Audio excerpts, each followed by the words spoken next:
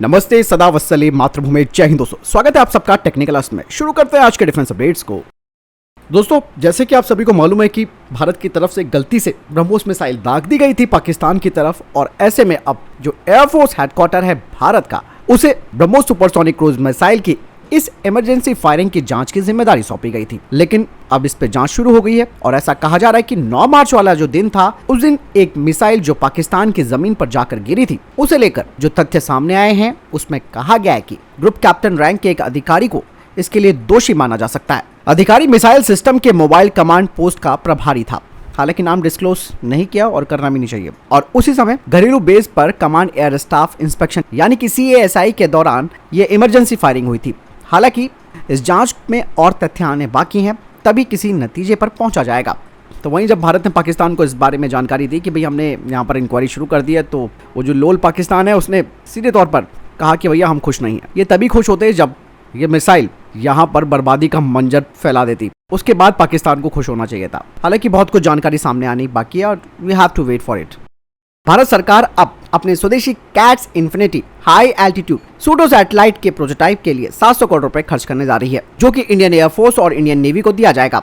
बता दें कि कैट्स इन्फिनिटी 80% सैटेलाइट की तरह सर्विलांस और कम्युनिकेशन करने में सक्षम होगा, वो भी 1/4 लागत में। साथ ही इसमें जरूरत के हिसाब से पेलोड लगाया जा सकता है। भारतीय सेना अब अपने short range anti aircraft system, जिसे कि 9K35 स्टेला 10 कहा जाता है, उसे अपग्रेड करने जा रही है, जिसमें कि स्वदेशी इलेक्ट्रो ऑप्टिकल सिस्टम लगाया जाएगा, ताकि भारत का ये जो short range anti aircraft system है ये रात में भी लड़ने में सक्षम हो जाएगा। यानी भारतीय सेना ने फरवरी 2021 में latest Stella 9M333 anti aircraft missile का भी ऑर्डर दिया था रशिया को। बता दें कि इसकी रेंज 5 किलोमीटर है और इसकी एल्टीट्यूड रेंज है 10 किलोमीटर की, जो कि लो फ्लाइंग ऑब्जेक्ट्स या एयरक्राफ्ट, इसके अलावा हेलीकॉप्टर और UAV को निशाना बना सकता है। संयुक्त अरब अमीरात की सेना का एक प्रतिनिधिमंडल यानी कि डेलीगेशन भारतीय सेना के साथ सहयोग बढ़ाने के लिए 6 दिवसीय भारत दौरे पर आया हुआ है, और खाड़ी देश से आए इस प्रतिनिधिमंडल ने भारतीय सेना के प्रशिक्षण जो प्रतिष्ठान है उनका भी दौरा किया। इसके अलावा वे 25 से 26 मार्च को पुणे के सैन्य इंजीनियरिंग कॉलेज में भी एक प्रोग्राम में हिस्सा लेंगे। यही नहीं, UAE की सेना का ये प्रतिनिधिमंडल पुणे में लार्सन एंड टुब्रो लिमिटेड और टाटा मोटर्स लिमिटेड के परिसर का भी दौरा करेगा, क्योंकि भारत की इन दोनों निजी कंपनियों के पास बड़ी मात्रा में रक्षा निर्माण की क्षमताएं हैं। और दोस्तों, रक्षा मंत्रालय कह रहा है कि इस दौरे का जो महत्व है वो है दोनों देशों की सेनाओं के बीच रक्षा सहयोग को बढ़ाना। दोस्तों, यहाँ तक अगर आपको वीडियो पसंद आ गई हो तो प्लीज वीडियो को लाइक और शेयर जरूर कर दीजिएगा।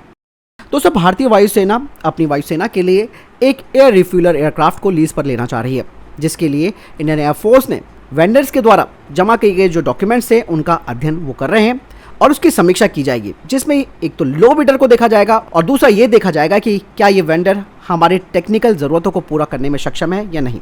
दरअसल आपको बता दें कि भारत के पास कई तरीके के ऑफर आ रखे हैं, जिसमें कि एयर टैंकर कंसोर्टियम ने भारत को अपने Airbus A330 multi role tanker transport का ऑफर किया है। वहीं फ्रांस की एयरफोर्स ने भी भारत को Airbus A330 multi role tanker transport का ऑफर किया है। तो वहीं दूसरी तरफ रशिया ने अपने IL-78 का भारत को ऑफर किया है, तो बोइंग ने अपने KC-46 एयरक्राफ्ट का। लेकिन भारतीय वायुसेना यहाँ पर एक तो जैसे मैंने कहा कि जो सबसे कम बोली लगाएगा और जो तकनीकी जरूरतों को पूरा करेगा उसी को चुनेगी। दोस्तों, भारत ने लगातार पिछले कुछ सालों में नॉर्थ ईस्ट में कनेक्टिविटी पर बहुत ज़्यादा फोकस किया है, जिसके पीछे का रीज़न है चाइना की बार बार जो चालें होती हैं, कभी भी इनके घुसपैठिए घुस जाते हैं और उसके बाद हंगामा मचा कर चले जाते हैं। तो ऐसे में भारत ने एक प्लान और यहाँ पर मजबूत किया। देखो, हम तो इंफ्रास्ट्रक्चर पर काम कर रहे हैं, वो बात अलग है। इसके अलावा जो सबसे ज़्यादा ज़रूरी होता है नेटवर्क, वो नेटवर्क होता है रेलवे का। तो इसीलिए रेलवे नेटवर्क पर बहुत ज़्यादा फोकस किया है भारत ने, और यही वजह रही कि त्रिपुरा में भारत बांग्लादेश रेलवे लिंक सहित कई रेलवे प्रोजेक्टों का जो सर्वे था वो पूरा हो गया। और ये काम अधिकारियों ने दक्षिणी त्रिपुरा जिले के बोलानिया सब डिवीजन के जरिए कराया है, और कहा जा रहा है कि अगले साल तक सारे प्रोजेक्ट्स कंप्लीट किए जाएंगे। और इसमें जो त्रिपुरा को बांग्लादेश में अखौरा से जोड़ेगा, और इसमें से भी 98% काम जो है वो पूरा हो चुका है, और सबरूम रेलवे यार्ड का 75% काम भी पूरा हो गया है, और बाकी की जो बची हुई परियोजना है उसे अगले साल पूरा कर लिया जाएगा। बांग्लादेश रेलवे लिंक में 12.30 किलोमीटर लंबे अगरतला अखौरा का निर्माण जल्द पूरा हो जाएगा। इसका उद्देश्य दोनों जगहों के बीच यात्रियों और माल की आवाजाही को भी बढ़ाना है। दोस्तों भारत के लोग जहां भी विदेशों में रहते हैं वो अपनी कुछ ना कुछ छाप जरूर छोड़ देते हैं।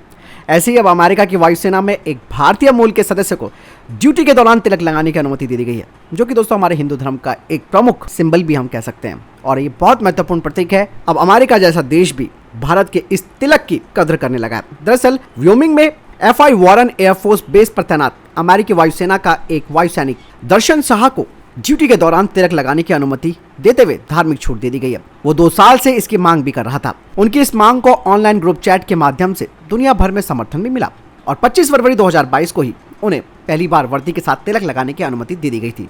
शाह ने कहा कि टेक्सास, कैलिफोर्निया, न्यू जर्सी और न्यूयॉर्क में मेरे दोस्त मुझे और मेरे माता पिता को संदेश भी भेज रहे हैं। वे काफी खुश हैं कि अमेरिकी वायुसेना में कुछ बड़ा हुआ है और कुछ नया भी हुआ है और ये कुछ ऐसा हुआ है जिसके बारे में पहले कभी नहीं सुना था। ये सोच से परे है। दोस्तों आपको क्या लगता है मुझे कमेंट सेक्शन में लिखकर जरूर बताएं। दोस्तों हम भी कई बार बोल बोल कर थक चुके हैं कि MRF क्या हो रहा है क्या नहीं हो रहा है। दरअसल अब इंडियन एयरफोर्स के चीफ विवेक राम चौधरी जी ने कहा है कि इंडियन एयरफोर्स करीबन 6 स्क्वाड्रन MRF के शामिल करेगी, वो भी चरणबद्ध तरीके से भारतीय वायुसेना में। और इसीलिए अभी भारतीय वायुसेना रिक्वेस्ट फॉर इन्फॉर्मेशन का जो जवाब दिया गया है अलग अलग निर्माताओं के जरिए उनका अध्ययन करेगी। ये जो request for information Indian air force ने जारी किया था वो 2018 में इशू किया था, लेकिन दोस्तों अभी तक इंडियन एयरफोर्स ने ये नहीं बताया कि इसकी डेडलाइन या टाइमलाइन कब तक निर्धारित है। ब्राजील के राजदूत ने कहा कि ब्राजीलियन एमुनेशन मैन्युफैक्चरिंग CBC और भारत की SSS डिफेंस दोनों ही जॉइंट वेंचर के लिए बात कर रहे हैं और ये जो इंडियन जॉइंट वेंचर फैसिलिटी होगी वो एमुनेशन को बनाएगी 2022 के मध्य से, जिसके तहत वे अलग अलग प्रकार के कैलिबर्स जिसमें 9mm, 7.62 × 39mm, 7.62 × 51 mm और 0.33 लेपवा और 12.7 mm एमुनेशन को यहां पर तैयार करेगी।